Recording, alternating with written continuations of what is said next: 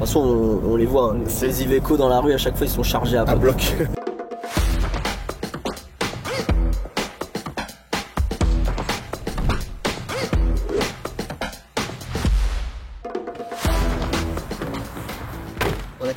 Ça va Laurent? Ça va et toi? Ça va, nickel. Enchanté, Alexis. On va tester le nouveau délit, puis tu vas me parler un petit peu de ton métier. Moi je suis artisan peintre en bâtiment et je suis sur les réseaux sociaux depuis un petit peu plus de 3 ans maintenant. Comment tu t'as eu l'idée de te lancer sur les réseaux? Grâce au conseil d'un ami à moi qui a posté une vidéo sur TikTok et il m'a dit tente, t'as rien à perdre. J'ai tenté et puis ça a fonctionné direct.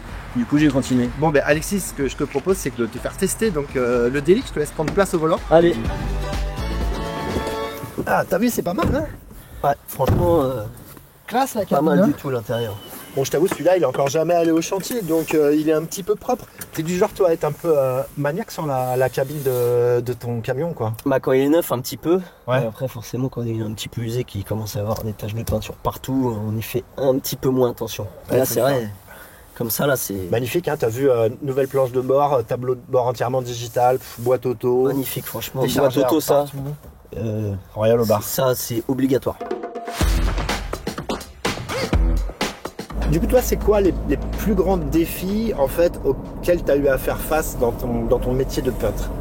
Bah, je sais pas si c'est réellement des défis, mais on va dire que ça va être de bien s'organiser, rien oublier, pas oublier de matériel, bien chiffrer les chantiers, bien estimer le temps qu'on va passer sur un chantier.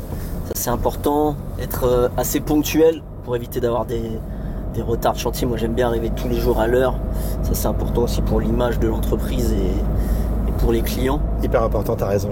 Et puis de bien respecter les délais de chantier aussi. Ouais, de respecter les délais parce que sinon bah, ça donne des gros plantages financiers si tu mets trop de temps. Bah nous ça nous décale, puis pour les clients aussi c'est pas agréable si tu estimes un chantier d'une semaine et au final t'en passes 4, pour le client c'est pas top. D'ailleurs, tu as une anecdote là-dessus, un chantier que tu t'es planté dans le chiffrage et sur lequel tu as vraiment perdu de l'argent? Planté dans le chiffrage, oui, bah, il y a 3 semaines, ça m'est arrivé. Je pensais passer une semaine sur le chantier. J'en ai passé 2,5. Donc, tu te doutes bien que le chiffrage était 3 fois moins cher que ce que j'aurais dû prendre. J'ai eu beaucoup plus de matériel que ce que j'aurais dû avoir. Parce que j'ai eu un petit souci, j'ai eu des coulures partout, il n'y avait pas d'isolation sous la toiture. Enfin, vraie galère. C'est vraiment du coup l'histoire de l'importance de l'organisation et de la planification. Voilà. C'est clair. Qu'est-ce que t'en penses du camion? Franchement, pas mal du tout. Il se conduit très bien. La boîte auto, bonheur, hein. Un régal. Surtout en région parisienne, dans les bouchons, tu peux pas rêver mieux que la boîte auto. Moi, j'ai pas la boîte auto et honnêtement, le prochain utilitaire que j'achète, je prends une boîte auto. Ouais, j'avoue que c'est incroyable. C'est un confort incroyable. En quoi, en fait, ça a de l'importance pour toi d'avoir un bon véhicule professionnel? Bah, ça a de l'importance parce qu'on y passe, je sais pas, 3/4 du temps dans le véhicule. Ouais, c'est notre maison. Hein. C'est plus que ma maison. J'ai l'impression d'être tout le temps dans le véhicule. Donc c'est super important qu'il soit confortable, qu'il soit spacieux et surtout qu'il soit fiable. Parce qu'un véhicule qui est tout le temps en panne et qui est tout le temps au garage, c'est la galère. C'est clair qu'un bon véhicule, c'est déjà un véhicule qui démarre le matin. Voilà, c'est ça. Franchement, c'est horrible de te lever le matin, de te dire que tu vas aller bosser, tu sais pas si tu vas réussir à aller jusqu'au chantier, parce qu'il y a tout le temps un truc qui tombe en panne. C'est un calvaire. Tu sais, moi je dis souvent, notre véhicule, le camion, c'est l'outil numéro 1 de l'artisan. Ah, mais c'est clair. L'outil de base, quoi. Ouais.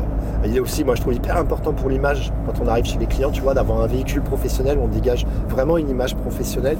Quels sont en fait les outils, toi, qui sont tes outils indispensables dans ton métier de peintre? Bah, les outils indispensables, beaucoup pensent que c'est juste un rouleau et un pinceau pour peindre. Ouais. Mais en réalité, le métier de peintre maintenant il a pas mal évolué. On a besoin de ponceuses, aspirateurs, escabeaux, échelles, pistolet à peinture, pistolet à enduit. Enfin, on a énormément de matériel comparé à ce qu'on pourrait penser. Ouais. Et du coup, tu dois acheter à chaque fois le matériel ou tu préfères le louer parce qu'il y a tellement d'outillage aujourd'hui? Ça dépend. Je préfère louer quand c'est du matériel que j'utilise pas beaucoup. Maintenant, quand je sais que c'est du matériel que je vais utiliser sur tous mes chantiers, comme les ponceuses, les aspirateurs, pistolet à enduit, pistolet à peinture, ça j'achète. C'est très vite rentabilisé et le louer, ça serait pas du tout rentable. Qu'est-ce que la marque Iveco, ça évoque pour toi? Pour moi, la marque Iveco, ça représente surtout les gros véhicules comme celui-là ou aussi les camions bennes. Pour moi, je vois surtout les gros camions bennes pour charger vraiment du gros matériel. Et en termes d'image, pour toi, c'est une image plutôt positive? Ouais, ils sont robustes, ils résistent à des grosses charges. De toute façon, on les voit, hein. Les Iveco dans la rue, à chaque fois, ils sont chargés à bloc. C'est vrai, c'est vrai. C'est moi, ça a été mon premier camion aussi il y a de nombreuses années quand j'ai démarré. Mais quand je vois maintenant l'intérieur, parce que là où il y a c'est-à-dire que ça reste robuste, c'était déjà robuste, mais on a l'intérieur, on se croirait dans une voiture. Là, franchement, l'intérieur, il est magnifique. C'est tout juste parfait. Du coup, ça donne vraiment envie d'en prendre soin, de le bichonner. Voilà, t'as envie d'aller au boulot avec. Hein. C'est clair. Et voilà.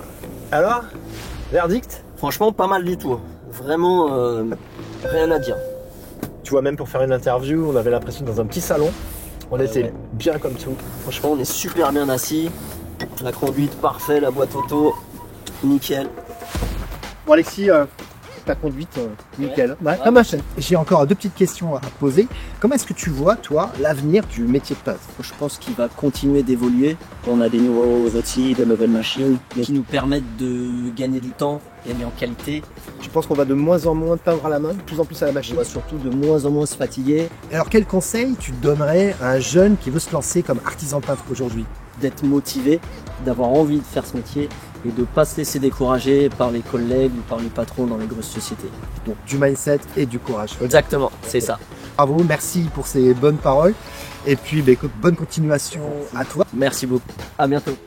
Ce que je retiens de ce nouveau daily, c'est sa planche de bord avec ce compteur digital de série, 7 écrans multimédia. Évidemment, l'Iveco Daily est connu pour sa robustesse et son châssis. Vous l'avez disponible au gaz naturel, en diesel et également en version électrique. Vous pouvez aller l'essayer, désormais toute la nouvelle gamme est disponible en concession. Faites comme moi, allez l'essayer.